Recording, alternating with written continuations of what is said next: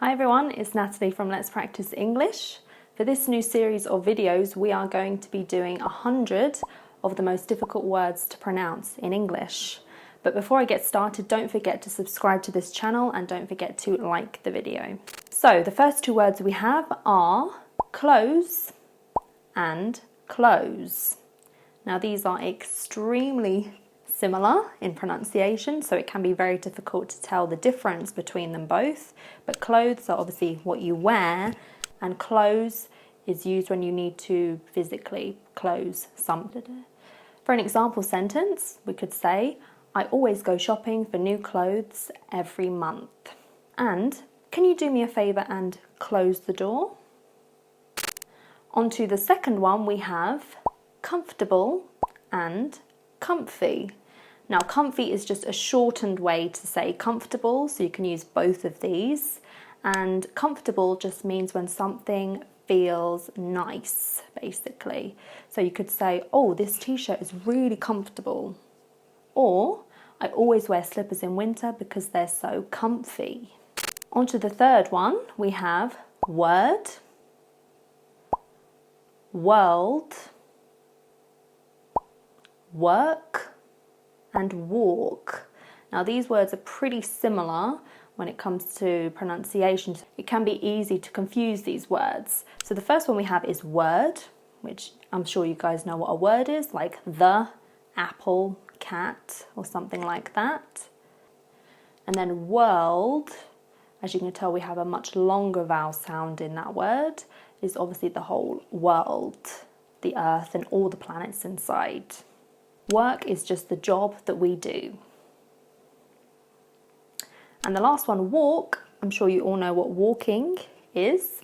Again, you can tell we have different vowel sounds in each of these words, so try not to get them confused. So an example for the first one could be, my favourite word is acceptable. And for the next one we could say, the world is so huge, scientists haven't been able to discover all the planets. And for the next one we could say, I used to work as a baker during university. And the last one, I always walk to school every day because it's the healthier option. Okay, on to number 4, we have woman and women. Now, one of them is the singular, the first one is the singular word, the second one is the plural word. So as you can tell, we've just switched one of the letters from A to E to make it plural. So if you just listen again, it's woman and women.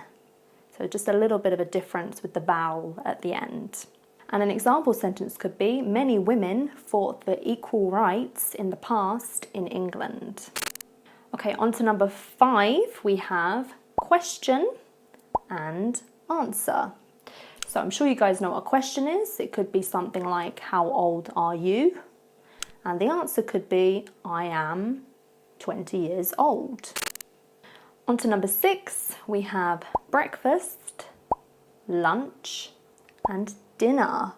Now I'm sure you guys know that these are the 3 types of meals that we eat during the day. So for breakfast, you could maybe eat something like cereal or toast or eggs.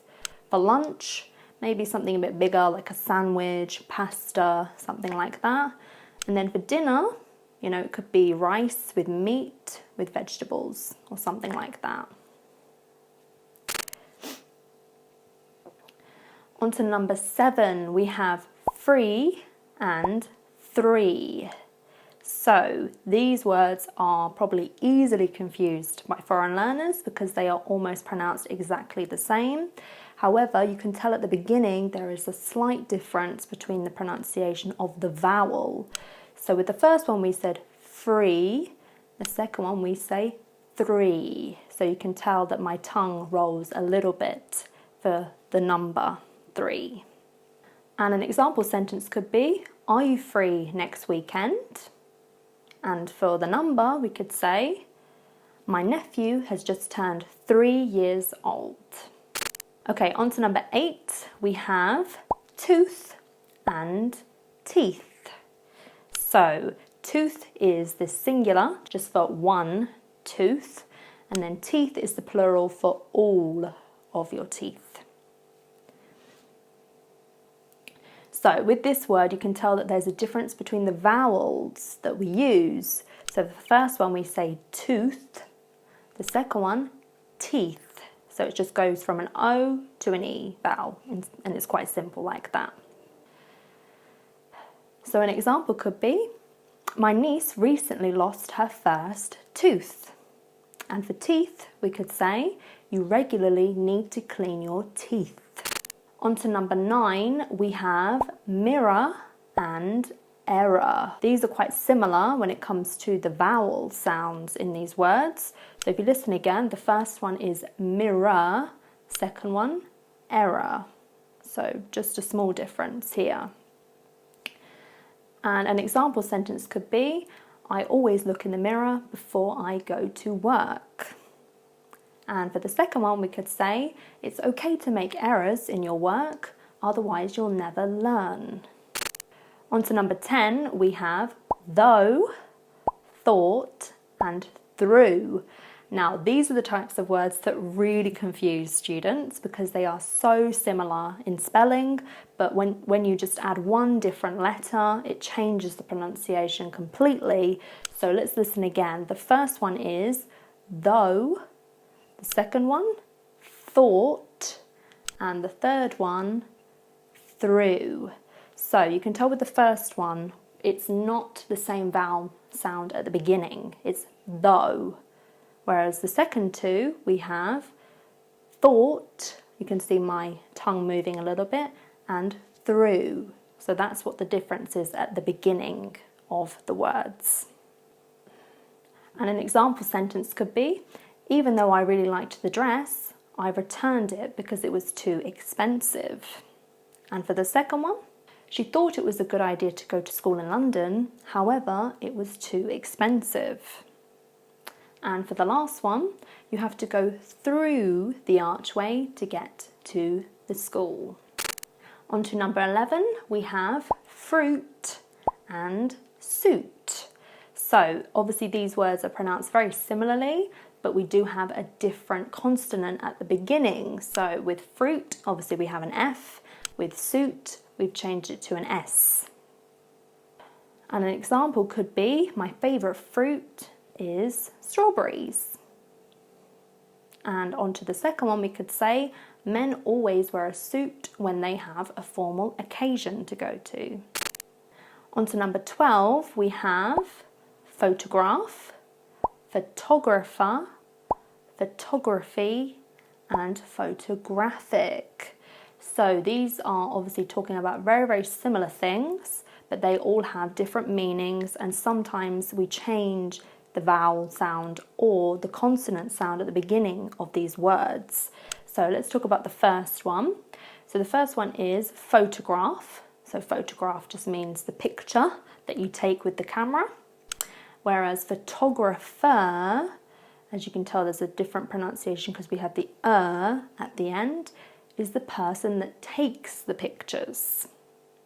And the third one, photography, again, difference with the ending, is the art of taking pictures.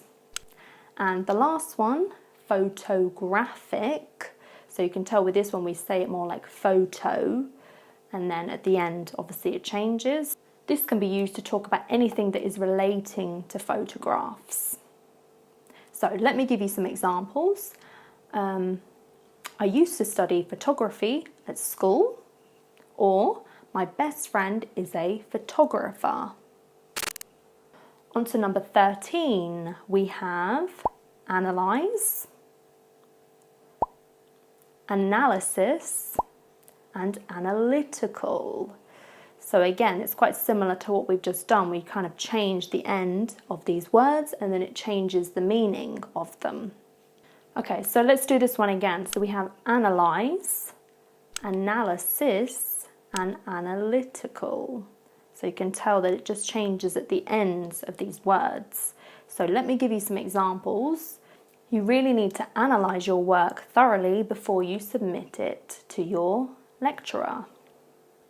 Or for analysis, you could say, The students needed to put their test up for analysis before it went through to the doctor. And for analytical, we could say the complete analytical treatment was given by the nurse. On to number 14, we have climb and tomb. Now these are pretty difficult because students always try to pronounce the B at the end of the words, but you do not need to pronounce that B at all. So it just becomes climb and tomb. So you just don't hear that B sound at all at the end. So an example sentence could be, the man tried to climb Mount Everest. Or for tomb, we could say, there are many ancient Egyptian tombs that were found in the past. On to number 15, we have desks and asks. So as you could probably hear, the sound that was made with the S and the K is quite an interesting sound to listen to. So let me do it one more time. Desks, asks. There's a bit of a difficult sound in the middle of those words. So an example could be, all the desks in the school are made from wood. And for asks, she always asks a question when she doesn't understand. On to number 16, we have 13 and 30. So I guess you guys know 13 is obviously 1, 3, 30 is 3, 0. So this is a higher number than the one before. So there is a little bit of a difference with the way that we pronounce these. So let's listen again. So it's 13 and 30. So the difference is at the end of the word. And an example could be, my older brother just turned 30. On to number 17, we have sixth. Sixth. So this word is quite difficult to pronounce because we have the X and the TH following after. So I guess you know what the sixth is. It's just the 6 and we normally put a little TH at the top of the word. So an example could be, she came 6th in the competition. On to number 18, we have Wednesday. Now, Wednesday is quite easily mispronounced because there are some letters in there that we just don't pronounce at all. So, for example, at the beginning, when you see that D sound, it is not pronounced. We just say Wednesday. So we just miss the D sound completely.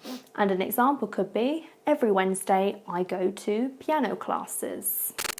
On to number 19, we have months. Months. So, as you can tell at the beginning of this word, that O sound is more pronounced like a U sound instead. So just remember when you say it's not months, it's months. An example sentence could be, there are 12 months in the year. Okay, now on to the last ones. We have access, accent, success, and succinct. Now these are all pretty similar again with the pronunciation, but there are some slight differences. So with the first one, if you listen again, it's access. So with that C sound, it becomes more like a K and an S at the beginning instead. And with accent, obviously the ending is changed because we have the N and the T. And also with success, again, very, very similar to access, but it's just replaced with an S at the beginning.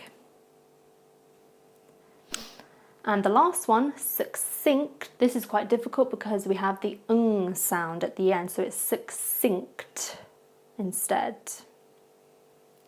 And some examples could be, I really love the accent from Brooklyn, New York. And the man's success is down to his wife. Okay guys, so thank you for watching this video. This was just part 1, so you can expect a few more videos coming from this series. So as I said in the beginning, don't forget to like and subscribe to this video.